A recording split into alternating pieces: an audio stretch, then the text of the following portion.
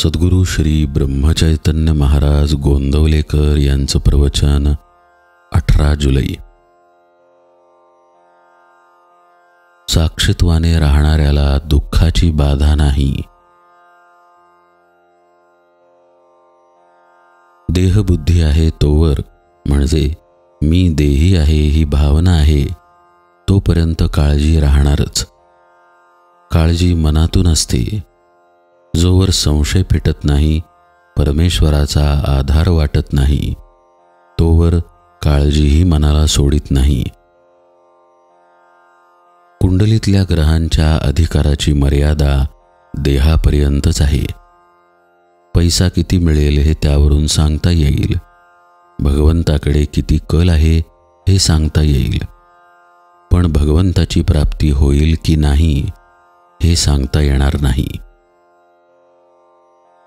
मनुष्यजन्म येऊनही भगवंताची प्राप्ती झाली नाही तर जीवाचे फार नुकसान आहे. भगवंताच्या प्राप्तीची मनापासून तळमळ लागायला पाहिजे. एकदा का अशी तळमळ लागली की मनुष्य वेडा बनतो आणि कोणी संत भेटला की निवांत होतो. संत आपल्यावर येणारी संकटे नाहीशी करीत नाहीत, तर त्या संकटांची भीती नाहीशी करतात.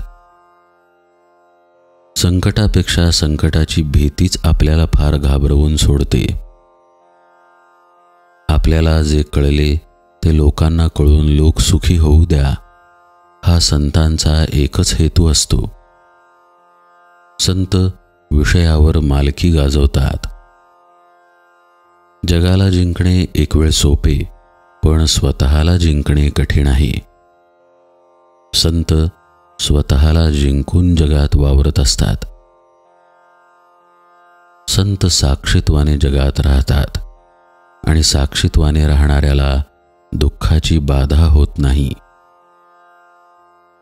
संतांच्या संगतीत राहून, त्यांच्या आज्ञेत राहून आपण आपल्या मनातले सर्व संशय नाहीसे करावेत. वास्तविक संतांच्या आज्ञेचे एकनिष्ठपणाने जो पालन करतो त्याचे संशय आपोआप दूर होतात. जोवर संशय आहे तोवर असमाधान आहे. समाधान हे आपले आपल्यालाच घ्यायचे असते. म्हणून ज्याला समाधानी राहायचे आहे त्याने फार धडपड करू नये. जशी स्थिती असेल त्या स्थितीत समाधानात राहावे.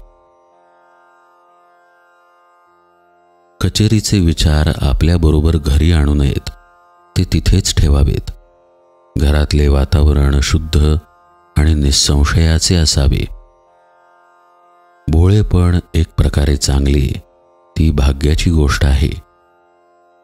जो योगभ्रष्ट असतो त्याच्या अंगी भोळेपण असते, जसे कल्याण स्वामींच्या अंगी होते. झालेल्या गोष्टी विसरून जाण्यातच खरा आनंद आहे, पण ते विसरणे कृत्रिमपणे न आणता भगवंताच्या स्मरणात राहिल्याने आले पाहिजे. म्हातारपणी मन आणि शरीर फार नाजूक बनते. त्यावेळी शरीर सुद्धा बरे राहायला आनंद हे फार मोठे औषध आहे. हसावे, खेळावे, लहान मुलात मिसळावे, थट्टा विनोद करावा, काहीही करावे, पण आनंदात राहावे. ज्याचा आनंद कायम टिकला त्याच्याच जन्माचे सार्थक झाले. समाधान ही परमेश्वराची देणगी आहे. ती मिळवण्याचा उपाय म्हणजे भगवंताचे स्मरण होय. जानकी जीवन स्मरण जय जय राम.